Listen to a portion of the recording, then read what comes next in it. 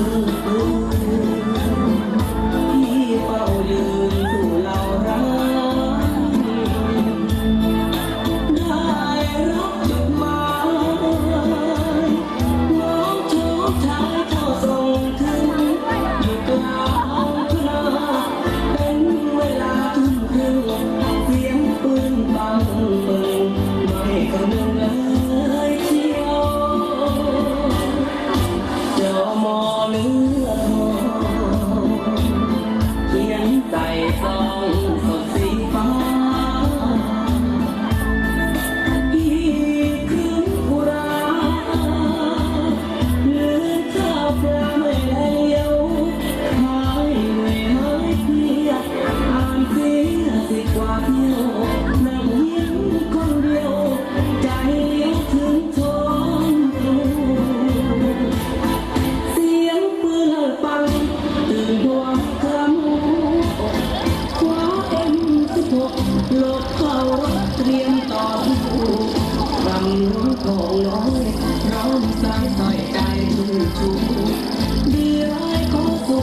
ให้โลกรู้ลบรักไทยจอมอคนจน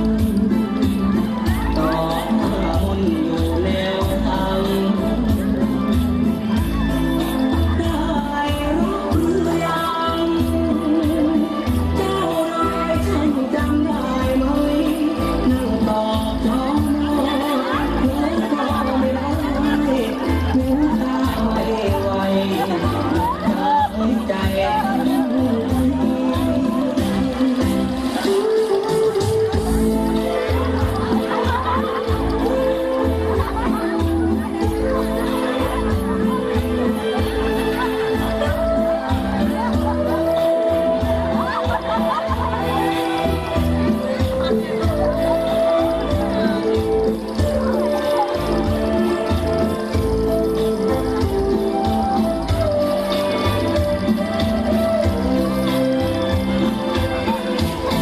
เสียงปืนลั่นปังตื่นความครั้งคว้าM16หลบเข้ารถเตรียมต่อสู้กำลังของน้อยครั้งสายใส่ใจชื่นชูดีร้ายขอสู้ให้โลกรู้นักรบไทยจอมอคนจนต่อหน้ามนอยู่แนวทางได้รับหรือยังเจ้ารอยฉันจำได้ไหมนั่งตอบจอมอแล้วก็ไม่ได้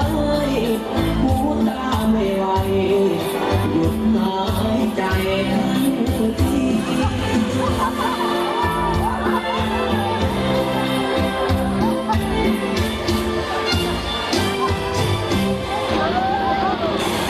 แหว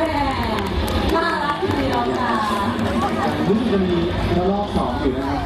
ครับต้องรอบอกให้ ดูขอดูจดหมายหน่อยสิลูก ต้องรอให้เหตุการณ์สงบก่อนจะลุกขึ้นได้นะครับ ไหนโชว์จดหมายหน่อยหูรีบเก็บเชียวเขียนอะไรมาไหนดูจดหมายหน่อยใครเขียนอันนี้เขียนว่าอะไรอ่ะจดหมายเขียนว่าอะไรครับพี่ปันผูก